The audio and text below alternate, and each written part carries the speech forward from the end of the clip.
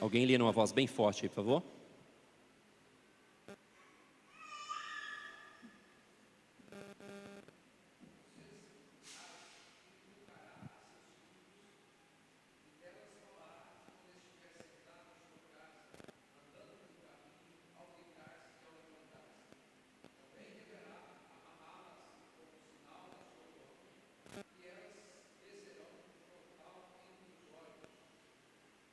Nove, e você as escreverá nos umbrais da sua casa e nas suas portas. Muito obrigado, irmão. Versículo 7 fala que eu tenho que inculcar na cabeça dos meninos. O que é inculcar?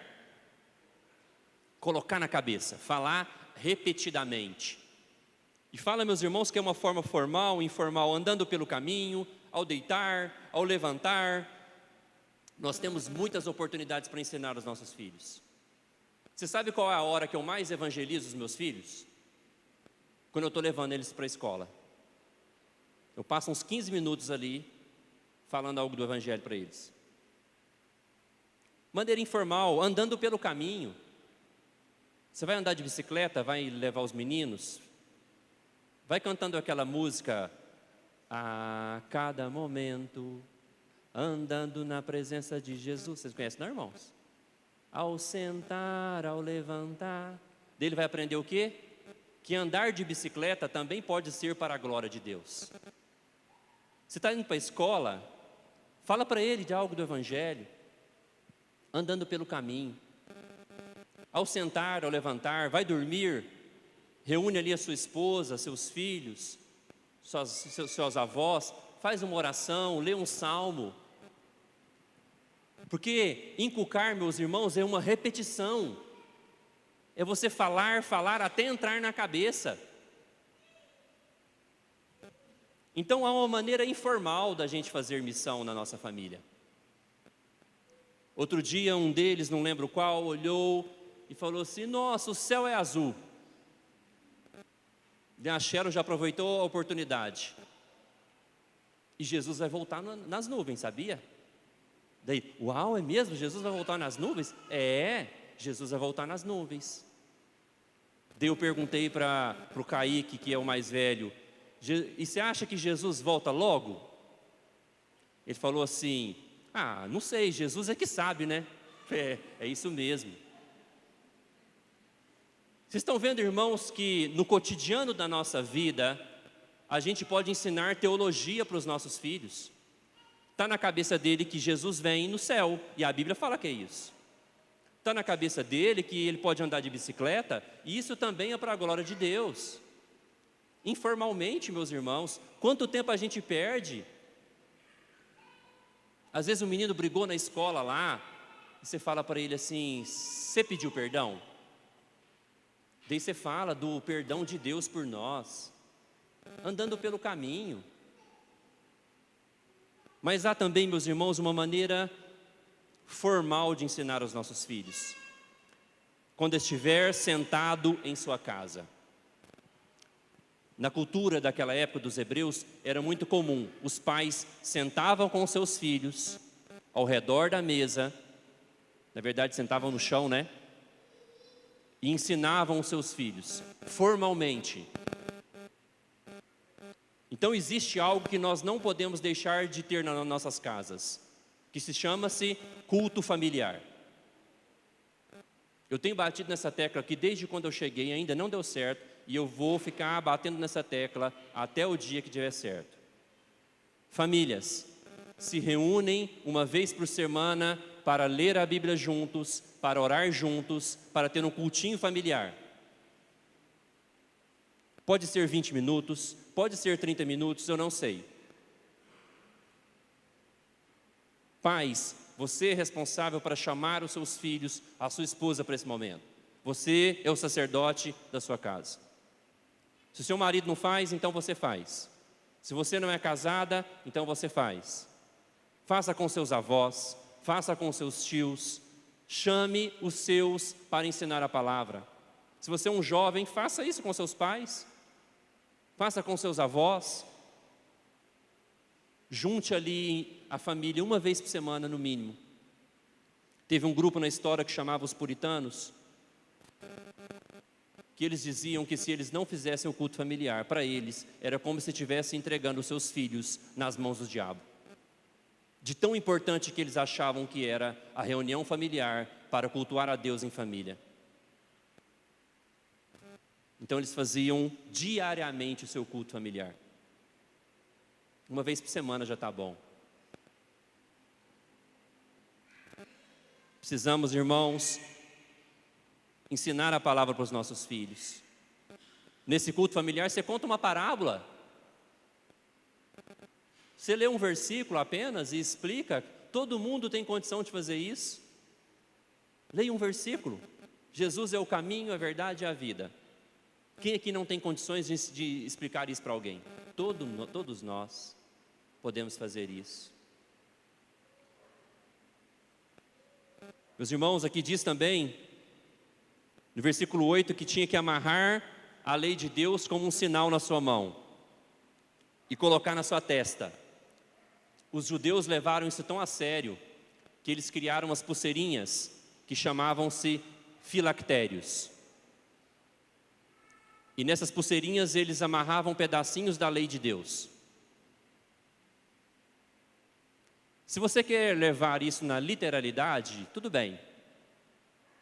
Se você quiser lá escrever na sua casa, lá no quarto dos seus meninos, os 10 mandamentos. Se você quiser escrever lá uma árvore com o fruto do Espírito. Se você quiser fazer um cartaz na sua casa lá e explicar as bem-aventuranças do Sermão do Monte. Mas não é isso que está falando aqui, é mais profundo. Quando fala nas mãos e na testa, quer dizer o seguinte: aquilo que nós pensamos e a forma que nós agimos devem ser regidas pela palavra de Deus. Vocês entenderam? Se você quiser amarrar no seu braço é a lei de Deus, pintar a sua parede lá os 10 mandamentos, pode fazer. Mas o ensinamento é aquilo que rege o que eu penso, por isso na testa. E aquilo que rege as minhas ações devem ser a lei de Deus. E quem nos cercam olham aquilo que rege os nossos pensamentos e as nossas ações. Mas diz também que deve estar no umbral das portas. É isso, no versículo 9? O que é isso? Eu vou colocar lá no meu portão lá um versículo, é isso? Você pode fazer isso também. Coloca um versículo no seu portão, daí até os vizinhos leem a Bíblia, mas não é isso, é mais profundo também. Porque essa questão dos umbrais das portas, meus irmãos, é uma demarcação territorial. O que é isso? Da minha porta para dentro, o que rege é a lei do Senhor. Da minha porta para fora pode ser os deuses desse mundo. Da minha porta para fora pode ser tudo pode. Da minha porta para fora pode ser essa imoralidade por aí. Da minha porta para fora pode ser como esse mundo fala. Mas nos umbrais da minha porta para dentro da minha casa, o que rege a minha família é a lei de Deus. É a palavra de Deus. E quem está dentro da minha casa, dentro da minha tutela, segue a palavra de Deus porque o seu pai segue. Porque hoje nós temos visto que tem entrado para dentro das nossas famílias o jeito desse mundo viver. A cosmovisão desse mundo viver. Não tem mais essa demarcação de dentro para cá. O que rege é a lei do Senhor. É esse o princípio. Agora, se você quiser colocar um versículo na porta da sua casa, pode colocar também. Mas não é isso que a Bíblia está falando, não. Meus irmãos, talvez você está percebendo que você está falhando ou sempre falhou. Talvez você está aí no banco aí até querendo dar uma encolhida aí, falando, nossa, eu sempre falhei em educar meus filhos na presença de Deus.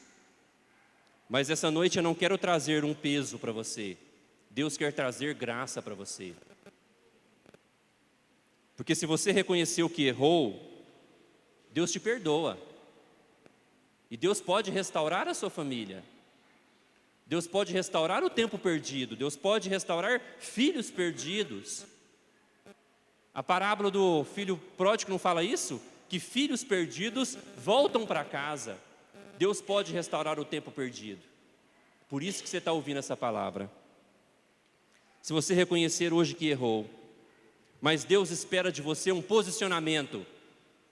Deus espera de você como Josué.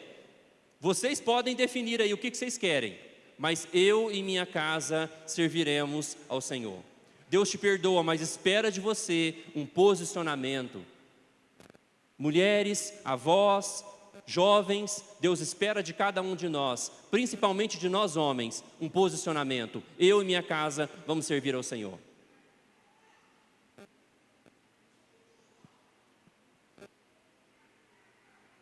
Então talvez é um posicionamento que você precisa, de começar a amar a Deus, de começar a ensinar os seus parentes. A sua mãe precisa dessa palavra, os seus tios precisam dessa palavra, os seus filhos, os seus pais, se eles não conhecem essa palavra. Combine com eles uma reunião semanal. Leve essa palavra para eles. Combine hoje com a sua esposa o dia do seu cultinho familiar. Enquanto eu tomo minha água, eu vou dar tempo de você combinar aí com ela aí, o dia e o horário.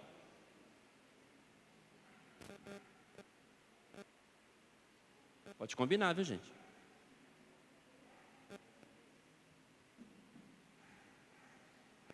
Combinou? Lá em casa é quinta-feira, às vezes falha. Mas a quinta-feira é o nosso dia de cultinho familiar. Falhou essa semana, nós fizemos no sábado. Porque já tinha uma semana que eu não fazia. E daí Deus começa a me confrontar. Gabriel, você está preocupando tanto com as famílias lá fora, em evangelizar lá fora, e a sua? Deus sempre me confronta isso. Eu falei, Xero, no sábado à noite não marca nada. É o nosso cultinho familiar. Sentei os meninos lá, ensinamos sobre o filho pródigo. Combinou aí já o dia? Por que, meus irmãos? Por que nós devemos fazer isso? Deuteronômio capítulo 6, olha o versículo 20. Está demorando, meus irmãos, mas talvez essa é a pregação mais importante que eu dei nessa igreja já até hoje, em 1 ano e meio. Está demorando, mas talvez é a pregação mais importante em meu tempo aqui até agora. Deuteronômio capítulo 6, versículo 20. Quando teu filho no futuro te perguntar dizendo, o que significam os testemunhos, e estatutos e juízos que o Senhor nosso Deus nos ordenou? Quando eles te perguntarem, 21. Então dirás a teu filho, éramos servos de Faraó no Egito, porém o Senhor de lá nos tirou com mão poderosa. Se os teus filhos e netos, se os teus parentes te perguntar assim, o que significa tudo isso, pai? Pai, por que o Senhor dá tanta importância para a lei de Deus, pai? Pai, por que o domingo a prioridade do Senhor é ir para a igreja? Pai, por que o Senhor fala que a gente deve nos manter puro para o casamento? Quando eles perguntarem, pai, por que o Senhor está sendo honesto na sociedade? Pai, por que o Senhor ensina a gente toda semana? Daí você fala para ele isso que Moisés manda. Porque a gente era escravo no Egito e o Senhor nos libertou. Nós éramos escravos do diabo, nós éramos escravos do mundo, mas o Senhor nos libertou. E Ele mandou nós tirarmos os nossos filhos do Egito. Então quando eles perguntarem por que tanta rigidez, por que nós amamos o Senhor, você fala, porque o Senhor libertou a nossa família pertence a Deus. Então nós devemos fazer isso. Meus irmãos, Deus quer abençoar a nossa casa e a nossa próxima geração. Eles precisam conhecer o Senhor.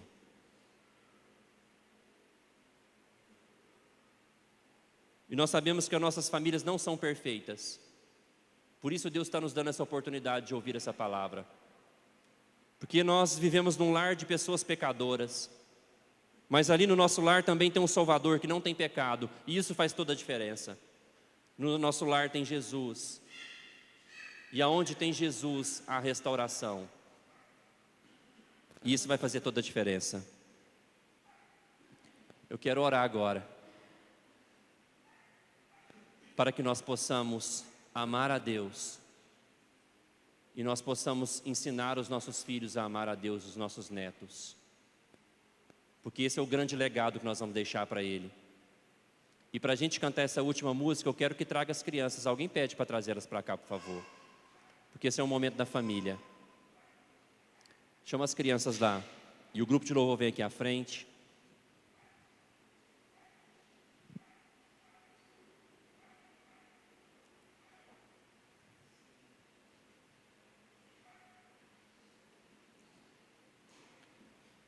Nós vamos cantar.